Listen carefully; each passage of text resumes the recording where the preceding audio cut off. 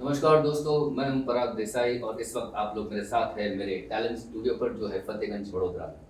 एक खास कार्यक्रम आयोजित करने जा रहे हैं हम लोग और उसके लिए जो आयोजन किया जा रहा है वो किया जा रहा है श्री धर्मेश खारवा जी की तरफ से, जो है राइजिंग सुपरस्टार सिंगर्स क्लब की ओर से। मैं स्वागत करना चाहता हूँ स्टेज पे धर्मेश जी का। धर्मेश जी, आप प्लीज स्टेज पर आइए। स्वागत है, आप प्लीज बैठिए। और धर्मेश जी बताइए कि आप क्या प्रोग्राम करना चाहते हैं।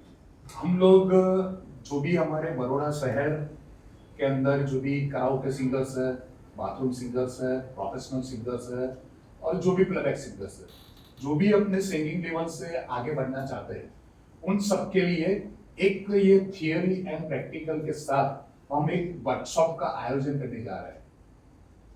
वर्कशॉप का आयोजन करना है। वर्कशॉप में क्या क्या होगा, किस तरह का वर्कशॉप है? वर्कशॉप के लिए जो भी माहिती है वो हमारे जो गाइडलाइन बनने वाले हैं, जो श्री प्रशांत जेठी सर जी है, वही आपको बता सकेंगे कि वो क्या करना चाहते हैं और क्या सिखाना चाहते हैं। तो प्रशांत जेठी सर को आप प्लीज स्टेज पर आमंत्रित कीजिए। Yes sir, please sir, welcome Prashant भाई जेठी। नमस्ते। नमस्ते नमस्ते। प्लीज। तो श्रोताओं, हम लोग देख रहे हैं कि धर्मेश खारवा जी यहाँ बैठे हैं और साथ साथ में हमारे हैं प्रशांत सर जी, प्रशांत जेठी सर जी, जो संगीत की जानकारी रखते हैं। 10 साल से संगीत सिखा रहे हैं, किस तरह से गाना है और संगीत की अलग अलग चीज़ों के बारे में जानकारी देते हैं। तो प्रशांत सर, मैं आप ही से सुनना चाहूँगा कि आप एग्जैक्टली वर्कशॉप में करवाते क्या हैं। बहुत अच्छा क्वेश्चन पूछा आपने। वर्कशॉप और सेमिनार में जो मेन फर्क है, मैं पहले वो बताना चाहूँगा। सेमिनार ऐसा होता है जिसमें सिर्फ इंफॉर्मेशन दी जाती है और वर्कशॉप ऐसा होता है जिसमें इंटरेक्शन होती है। तो ये संगीत जो है उसमें स्पेशली हम जो सिंगर्स हैं उनके लिए ये वर्कशॉप आयोजित किया है। ये वर्कशॉप में हम संगीत की बहुत सारी थियरी और कुछ प्रैक्टिकल एस्पेक्ट की हम उनको सिखाने वाले हैं, जैसे कि सुर ताल लय, शब्द भाव क्या होता है, उसका महत्व क्या हो, कैसे उसको हासिल किया जाता है, वेरिएशंस जिसको हरकत बोलते हैं वो कैसे ली जाती है, गायकी को इम्प्रूव कैसे किया जाता है, ब्रीदिंग टेक्निक्स क्या है, सिंगिंग टेक्निक्स क्या है, रिदम के साथ गाना, रिदम को समझना, ये सब इसके अंदर हम लोग ये देखते। दूसरा पार्ट है जो ये टेक्निकल पार्ट है, दूसरा पार्ट है वो है वोकल का। तो वोकल डायनेमिक्स क्या होती है, वोकल कल्चर क्या होता है, उसको कैसे डेवलप किया जाता है, ये सब हम ये वर्कशॉप में सिखाते हैं, उनको समझाते हैं और फिर उनके पास ये सब कार्य थोड़ा बहुत करवाते भी है, ताकि उनको प्रैक्टिकली ये पता चले कि ओके इसको इस तरह से गाया जाता है, थियरी के साथ प्रैक्टिकल। तो सर, ये जो कार्यक्रम या आपका जो वर्कशॉप है, ये कितने घंटे या मतलब इसका कालावधि क्या होता है? ये वर्कशॉप जो हमने अभी रखा है वो बहुत कंडेंस वर्कशॉप है। अच्छा। और ये 4 आवर्स का वर्कशॉप हमने रखा है। 4 आवर्स। डिटेल में जाते हैं तो उसको कम से कम 2 दिन का ये वर्कशॉप हो जाता है, लेकिन इतना टाइम किसी के पास अभी नहीं है ये जमाने में संगीत के लिए। तो हमने इसको बहुत ही कंडेंस करके, लेकिन ये 4 घंटे में हमने पूरा कोशिश किया है कि जितना भी हो सके हम उनको संगीत के बारे में पूरी इंफॉर्मेशन दे, नॉलेज दे, और अगर वो चाहे तो इसके ऊपर काम करके अपनी गायकी में बहुत सारा सुधार ला सके। इसके पीछे एक और भी है कि हमने चाहा है कि अगर सब लोग ये चाहे कि उनको ये सीखना है या करना है, तो या तो वो घर पे ये प्रैक्टिस करे या कोई क्लासेस वगैरह ज्वाइन करे, और ये अगर उनको इंटरेस्ट बढ़ता जाता है संगीत में तो वो आगे बढ़ सकते हैं। मैं कुछ चीज़ें मतलब मैं नोट करता हूँ जब मैं सिंगिंग प्रोग्राम अटेंड करता हूँ। धर्मेश जी भी एग्री करेंगे कि लोगों के उच्चारण में बड़ी दिक्कत होती है, क्योंकि गुजराती में जो गुजरात के लोग हैं, मैं खास करके बिहार में भी अगर मैं देखूँ तो वहाँ के भी लोग जो उच्चारण करते हैं वो बड़े अजीब होते हैं। तो उसके बारे में इस वर्कशॉप में कुछ कहा जाता है, सिखाया जाता है? हाँ, जैसे मैंने पहले बताया कि सुर ताल लय शब्द और भाव, ये वर्कशॉप का जो बेसिक फोकस है ये 5 चीजों पे रहता है, क्योंकि गायकी ये 5 चीजों पे ज्यादा डिपेंड करती है। स्पेशली देखा जाए क्लासिकल वोकल में हम लोग सुर पे बहुत ज्यादा ध्यान देते हैं, सुर पक्का होना चाहिए, सुर में कोई मिस्टेक नहीं होनी चाहिए। एक सुर गलत लग गया तो पूरा राग चेंज हो जाता है, बेसुरा हो जाता है। जबकि लाइट वोकल में हम स्पेशली शब्दों पे ज्यादा ध्यान देते हैं, क्योंकि लाइट वोकल गाने वाले मेजोरिटी लोग ऐसे होते हैं जो क्लासिकली ट्रेन नहीं होते, जी तो ये लोग शब्दों पे ज्यादा ध्यान देना। जैसे मैं एग्जांपल दूं, ये समा ये क्षमा, तो एक समा का मतलब माहौल होता है और एक क्षमा का मतलब मोमबत्ती होता है। मतलब ये समा ये प्यार का मैं श बोल दूं तो ये पूरा मीनिंग चेंज हो जाता है। इतना ही नहीं, ज ज स श श ये सब को कब कैसे प्रोनाउंस करना, कौन से शब्द में उसको कैसे गाना, ये बहुत ही इम्पोर्टेंट है। इसके अलावा भी जब आपने शब्द की बात की है तो ज्यादातर हमारे जो पुराने सॉन्ग्स है वो सब नॉर्थ इंडियन के गीतकारों ने लिखा हुआ है, जिसमें उर्दू लफ्जों का बहुत ही प्रयोग किया गया है। उर्दू साहित्य।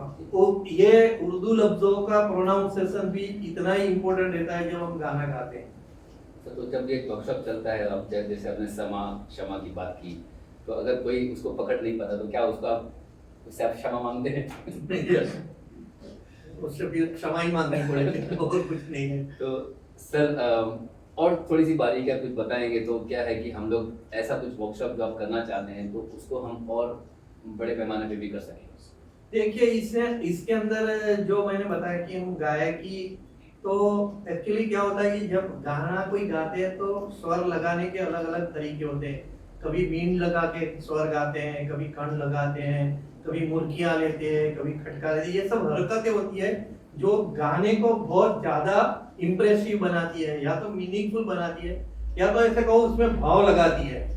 तो ये जब चीज हम लोग अभी देखते हैं कि जो लोग नए नए गाना सीखे हुए, कई लोग पुराने भी ऐसे गाते हैं कि जिनमें ये भाव नहीं आता है, ये हरकतें मिसिंग लगती है।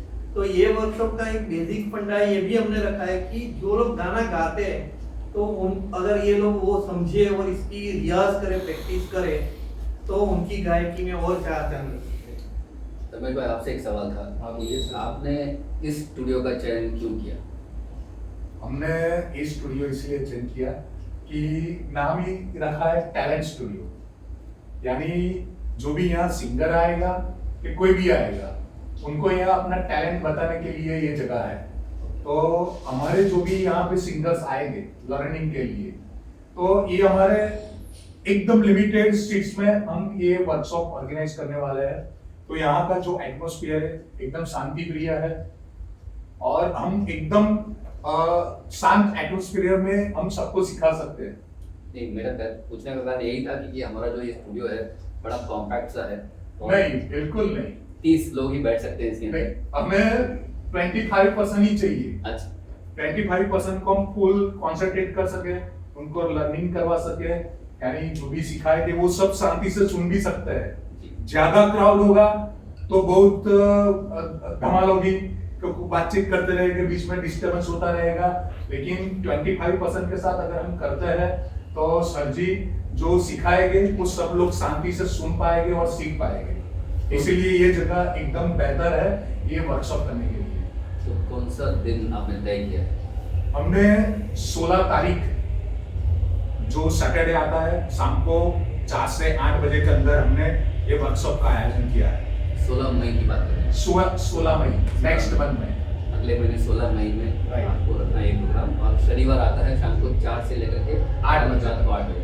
तो मतलब 25 लोगों को 25% के लिए हमारे लिए ये जगह एकदम सर, कंफर्टेबल है। आपको ये स्टूडियो लगता है कि ये इस वर्कशॉप के लिए सही है? देखिए सही गलत की बात अगर हम करें तो जो हमें फैसिलिटी चाहिए वो सब यहाँ पे अवेलेबल है, बराबर है। जैसे बात करें तो गुरुकुल के जमाने में पेड़ के नीचे पढ़ा देते, जी, बराबर, तो जगह का कोई ये नहीं रहता है। लेकिन जहाँ पे शांति हो, सफिशिएंट लोग बैठ सके, सुन सके, और ये प्रैक्टिकल, जैसे इन्होंने बताया कि हम सिर्फ 25 या 26 आदमी लेने वाले पार्टिसिपेंट, रीजन बीइंग कि हम एक एक के ऊपर ध्यान दे सके, एक एक को कुछ प्रैक्टिस कराएं तो इंडिविजुअली प्रैक्टिस भी करा सके। और जहाँ तक ये स्टूडियो की बात है, मुझे ये लगता है कि यहाँ कंफर्टेबल है और माहौल भी बहुत अच्छा लगता है कि लोगों को यहाँ सीखने में बहुत मजा आएगा। तो दर्शकों, आपने जैसे देखा धर्मेश खरवा जी एक आयोजन कर रहे हैं एक वर्कशॉप का, और प्रशांत जेठी सर उसको संचालित करेंगे और सब लोगों को रिक्वेस्ट है कि इस प्रोग्राम में आप पार्टिसिपेट करें और संगीत के बारे में अधिक जानकारी प्राप्त करें और अच्छी तरह से आकर जाके फ्यूचर में गाएं। तो आप लोगों को विनती है कि आप लोग सब इस प्रोग्राम में जुड़े। शाम को 4 से लेकर के 8 ये समय रहेगा और तारीख है 16 मई शनिवार। So You are all welcome. you're all welcome. So this is Parag Desai signing off from Talent Studio. Tada.